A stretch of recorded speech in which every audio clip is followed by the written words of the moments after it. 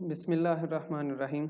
आज अगले चैप्टर का आगाज़ करते हैं। फर्स्ट ईयर का जो 5वां चैप्टर है वो है सर्कुलर मोशन। तो सबसे पहले देखते हैं व्हाट इज़ सर्कुलर मोशन।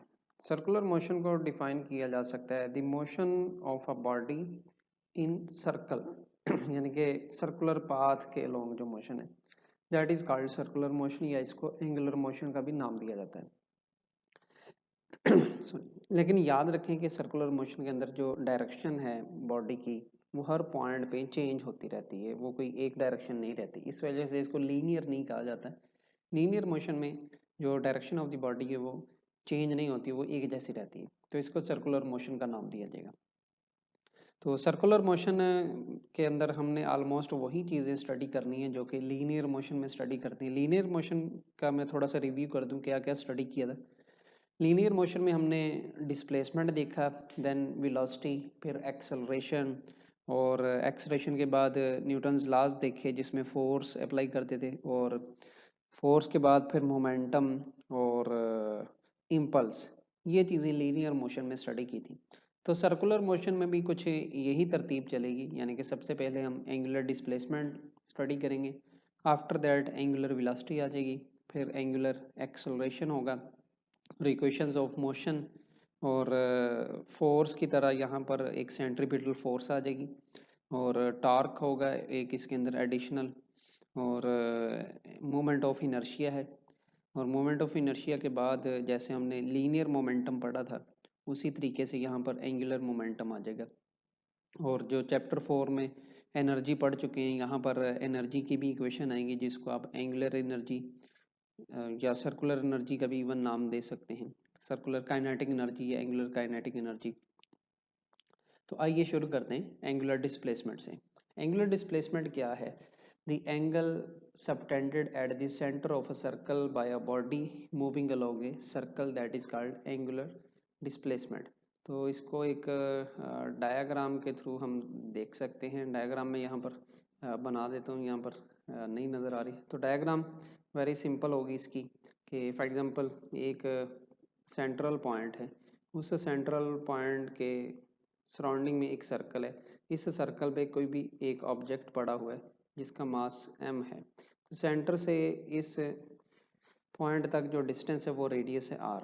ये जब इस पॉइंट पे होगी तो इसकी डायरेक्शन और होगी, इस पॉइंट पे आ जाएगा ऑब्जेक्ट तो इसकी डायरेक्शन और होगी। फॉर एग्जांपल ये इनिशियल पॉइंट है, इनिशियल पॉइंट से यहाँ तक ऑब्जेक्ट मूव करके आता है, तो ये इतना उसने एंगल यहाँ पर कवर किया है। ये जितना एंगल कवर करता है उसको एंगुलर डिस्प्लेसमेंट का नाम दिया जाता है। तो ये अगर आप कह लें कि आर्क लेंथ s है, रेडियस r है, ये थीटा है। तो angle subtended at the centre of circle by a body moving along a circle that is called angular displacement. या इसको व्यू भी कहा जा सकता है, the displacement covered by a body moving along a circular path या moving in a circle is called angular displacement। तो इसको थीटा से शो किया जाता है। तो यहाँ पर वही बताया गया कि कंसीडर एक बॉडी है और वो इनिशियली पॉइंट ए पर है, थोड़ी देर बाद वो बॉडी मूव करके पॉइंट बी पे चली जाती है। तो इस दौरान ये सेंटर ओ है, तो ये एंगल स्वीप किया उसने ए ओ बी।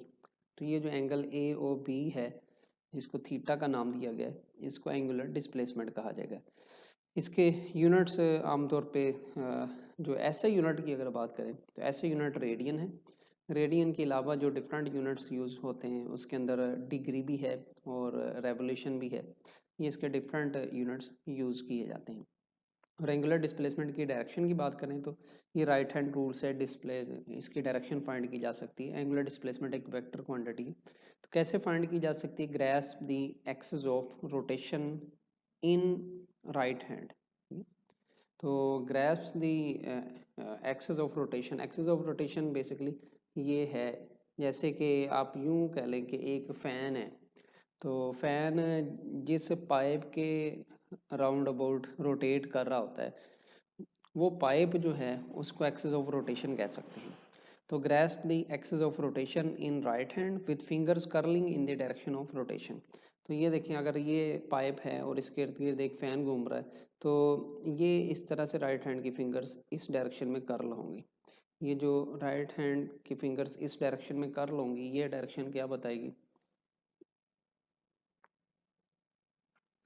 जी, तो अब जो कर्लिंग फिंगर्स हैं, ये जो मैंने डायरेक्शन शो की है, ये किस चीज़ की डायरेक्शन बता रही है? एंगुलर डिस्प्लेसमेंट की डायरेक्शन बता रहा है। This is the direction of angular displacement. तो इस तरीके से राइट हैंड रूल से एंगुलर डिस्प्लेसमेंट की डायरेक्शन फाइंड की जा सकती है। इसके यूनिट्स मैंने बताए हैं, रेडियन है। अब रेडियन क्या है? रेडियन चैप्टर 1 में भी स्टडी हो चुका है, लेकिन यहाँ पर मैं दोबारा बता दूँ। फॉर एग्जांपल एक सर्कल है लाइक दिस वन, तो ये सर्कल का सेंटर है और कोई भी ऑब्जेक्ट इनिशियली इस पॉइंट पे पड़ा हुआ है। ये इनिशियल पॉइंट ए है, ये सेंटर ओ है, ये रेडियस आर है। अगर वो मूव करके फॉर एग्जांपल यहाँ पर आ जाता है ऑब्जेक्ट, तो ये बी रेडियस होगा जो डॉटेड लाइन से शो किया गया है।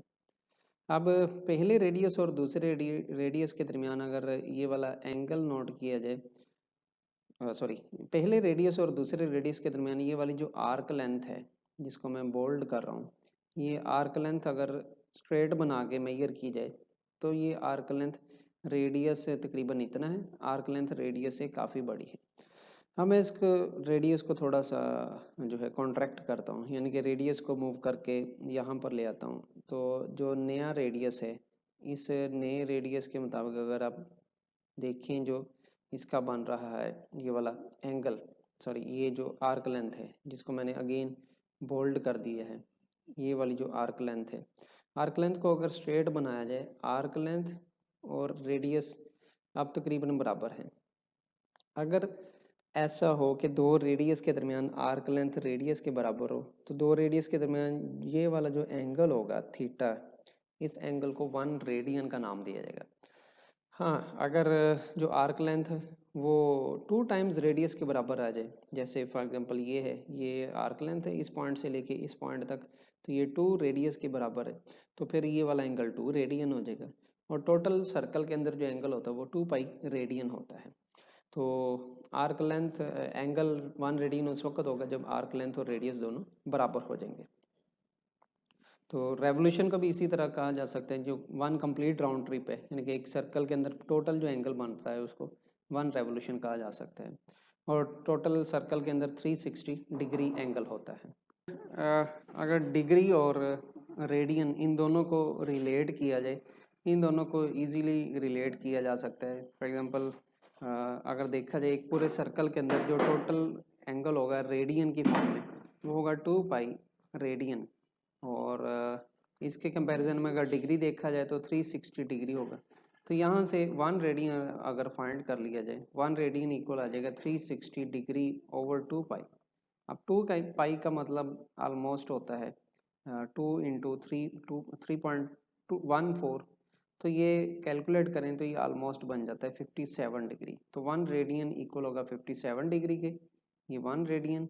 और अगर यहाँ से 1 डिग्री निकाला जाए तो 1 डिग्री इक्वल आ जाएगा 2 पाई ओवर 360। ये 1 डिग्री का रेडियन के साथ रिलेशन है, ये वाला रेडियन का 1 डिग्री के साथ डिग्री के साथ रिलेशन है। और रेवोल्यूशन का अगर रिलेशन देखा जाए, 1 रेवोल्यूशन इक्वल होगा 2 पाई रेडियन, और इसी तरह 1 रेवोल्यूशन इक्वल होगा 360 डिग्री। तो ये डिफरेंट यूनिट्स के आपस में रिलेशंस हैं। जी, तो नेक्स्ट जो क्वांटिटी वो है एंगुलर वेलोसिटी। अब एंगुलर वेलोसिटी क्या है? जैसे वेलोसिटी को डिफाइन किया जाता है डिस्प्लेसमेंट ओवर टाइम, तो इसी तरह से angular displacement per unit time उसका नाम दिया जाएगा एंगुलर वेलोसिटी। या इसको यूं भी कहा जा सकता है the time rate of change of angular displacement is called angular velocity. Angular velocity को ओमेगा से शो किया जाता है, और इसका फार्मूला अगर देखें, ये एक वेक्टर क्वांटिटी है, तो उस रिस्पेक्ट से omega vector theta vector over time T, या delta theta by delta T. यहाँ से इसके यूनिट्स देखे जा सकते हैं। डेल्टा थीटा के यूनिट रेडियन और टाइम की यूनिट सेकंड, तो रेडियन पर सेकंड इसके यूनिट बनते हैं।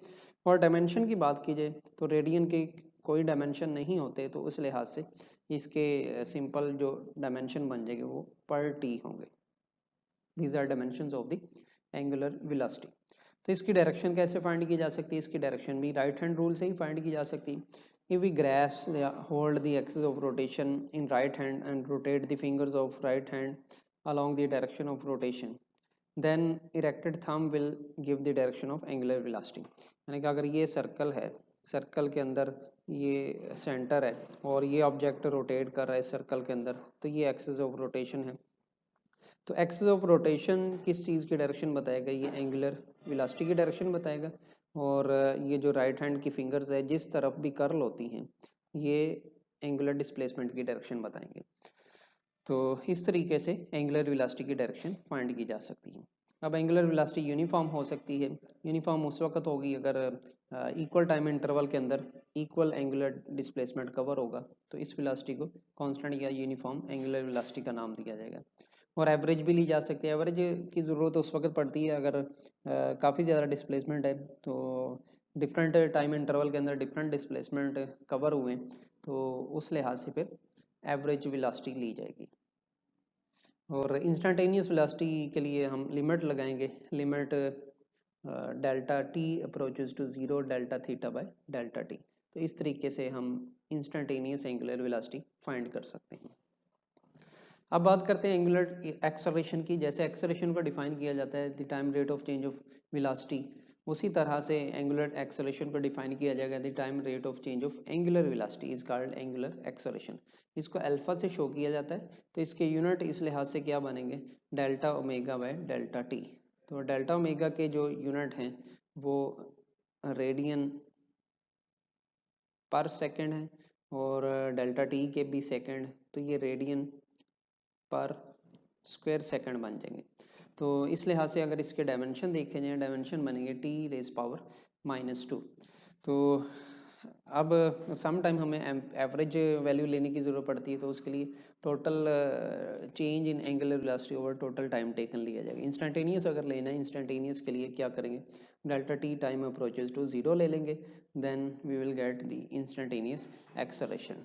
इस बारे में कोई क्वेश्चन है, कोई कन्फ्यूजन है तो आप कमेंट्स में पूछ सकते हैं।